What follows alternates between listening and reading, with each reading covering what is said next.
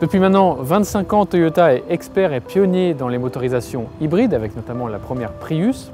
Mais le constructeur japonais n'a jamais sauté le pas d'aller jusqu'à l'électrique. C'est désormais chose faite avec le BZ4X qui est donc la première voiture 100% électrique développée par Toyota.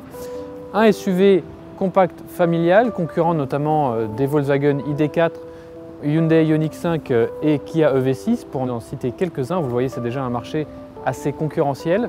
Alors que d'un point de vue technique, eh bien, on a une batterie de 71,4 kWh, ça c'est la capacité totale, on n'a pas la capacité utile encore.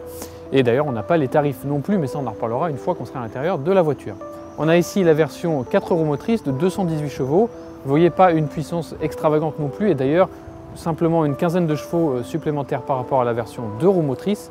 Toyota, on va le voir pendant cet essai, n'a vraiment pas voulu aller chercher la performance à tout prix ou la conduite dynamique. Mais avant de revenir sur tout ça et avant de prendre place à bord de ce BZ4X, eh bien on vous invite comme d'habitude à vous abonner à notre chaîne YouTube si ce n'est pas déjà fait, à nous laisser un petit pouce bleu à la fin de la vidéo si elle vous a plu et à nous retrouver sur les réseaux sociaux et sur autoplus.fr. Alors à bord de ce Toyota BZ4X, eh bien, la première chose à dire, c'est qu'on est ici sur une finition très haute qui n'est même pas encore disponible en France. Il faudra attendre l'automne 2022 et qui, on n'a pas encore les tarifs, mais ça devrait flirter avec les 60 000 € logiquement si on suit ce que fait la concurrence sur ce segment.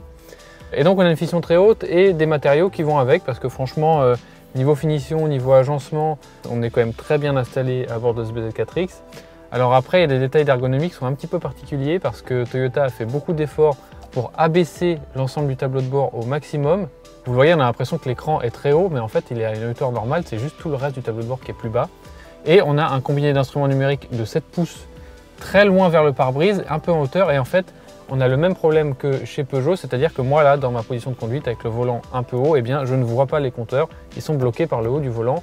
Un problème qui pourra être réglé un peu plus tard dans l'année quand vous aurez accès en option au volant yoke, donc sans la partie haute du volant. L'écran central de 12,3 pouces, c'est une très bonne surprise. Il est d'une très bonne qualité et aussi très réactif et facile d'utilisation. Donc un très bon point pour ça. En dessous, en revanche, eh bien, il y a beaucoup de petites commandes qui sont réparties un petit peu partout, un peu à l'ancienne, c'est pas forcément ce qu'il y a de plus joli. En revanche, eh bien, une fois qu'on a repéré où est chaque commande, on s'y fait assez vite et c'est assez pratique.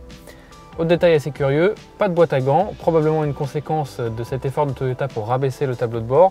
En revanche, eh bien, il y a pas mal de rangements un petit peu partout, en dessous de la console centrale, dans les portières évidemment, et puis un grand espace sous la coudoir, donc pas vraiment de soucis là-dessus. On a évidemment accès à toute la connectivité moderne avec des prises USB ou un chargeur à induction sous cette petite boîte qui est d'ailleurs semi-transparente, donc si vous avez une notification, vous pouvez voir votre téléphone s'allumer. Et puis dans l'écran central, évidemment Android Auto et Apple CarPlay.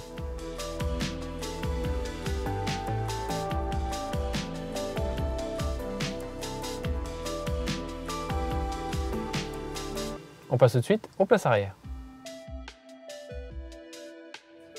Alors en place arrière, eh bien, vous le voyez, beaucoup d'espace pour les jambes. La place avant est réglée pour ma position, je fais un peu plus d'1,80 m, donc pas de souci au niveau des genoux.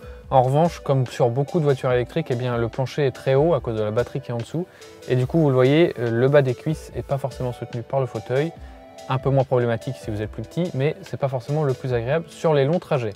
Pas de tunnel central, ça c'est plutôt une bonne nouvelle pour le passager du milieu, même si la place centrale n'est pas forcément très agréable non plus. Et puis ici sur cette finition haut de gamme, on a des sièges chauffants à l'arrière, 2 ports USB et, détail assez agréable, les fenêtres descendent jusqu'en bas. On a vraiment une belle impression de lumière, surtout avec ce toit vitré panoramique. Un petit mot pour finir sur le coffre et son haillon motorisé d'ailleurs de série. Il fait ici 441 litres de volume, c'est pas parmi les plus grands de la catégorie. Il peut être un petit peu plus grand si vous n'avez pas la Sono Premium JBL, donc 452 sans la Sono. En revanche, bon point pour ce coffre, eh bien l'ouverture est très bien découpée, il n'y a pas de rebord, donc si vous avez des valises très lourdes à rentrer et à sortir, c'est plutôt bien pensé. On se retrouve tout de suite sur la route.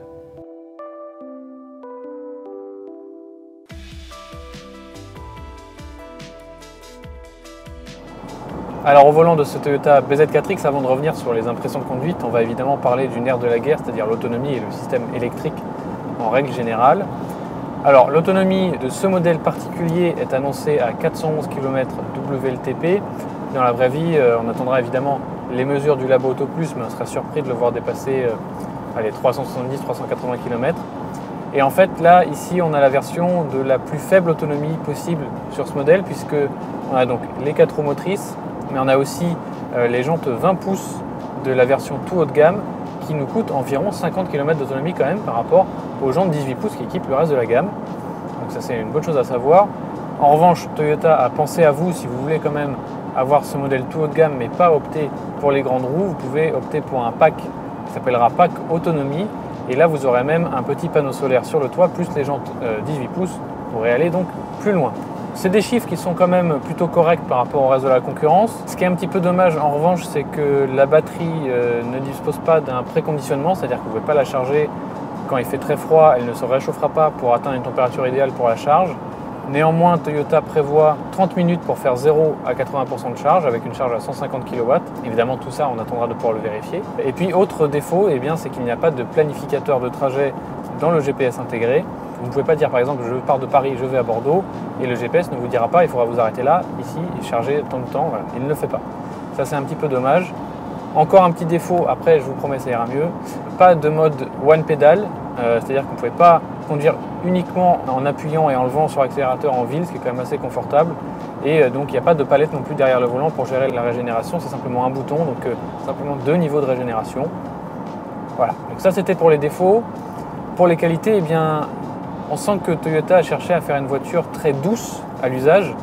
Donc ça passe d'abord par le fait que cette version 4 roues motrices, on l'a dit tout à l'heure, n'est pas beaucoup plus puissante que la version 2 roues motrices. On a 218 chevaux. Les performances sont tout à fait correctes et tout à fait suffisantes pour une Toyota à vocation familiale. Les reprises, voilà, il n'y a aucun problème là-dessus, mais ce n'est pas une voiture dynamique. C'est une voiture qui est très douce, qui absorbe très bien les aspérités. On n'est pas tout à fait sur une Citroën, mais on est quand même vraiment pas loin. Et ça, c'est une très bonne surprise, y compris avec ces jantes 20 pouces. Donc avec les jantes 18 pouces, ça devrait être encore mieux. Et puis donc avec ce fameux tableau de bord très bas, on a une très belle visibilité devant. Derrière, c'est pas mal non plus. Les surfaces vitrées sont assez grandes, très agréables à vivre, très agréables en ville surtout. On a une voiture qui est aussi assez silencieuse. Alors, plus de bruit de roulement que de bruit de vent, curieusement. Donc si la surface n'est pas parfaite, vous l'entendrez un petit peu. C'est pas tout à fait au niveau des meilleurs en règle générale, mais un niveau quand même de confort très satisfaisant. On a vu à l'arrière une habitabilité qui est quand même assez bonne aussi. Donc vraiment une voiture familiale qui est faite pour voyager en confort, en douceur. Alors, est-ce que ça apporte grand-chose par rapport à la concurrence? Ça, c'est un autre débat, et surtout, c'est un débat qui sera clos avec l'arrivée des tarifs.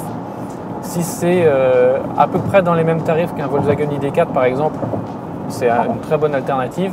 Si en revanche on est un petit peu au-dessus, ça risque de coincer un petit peu.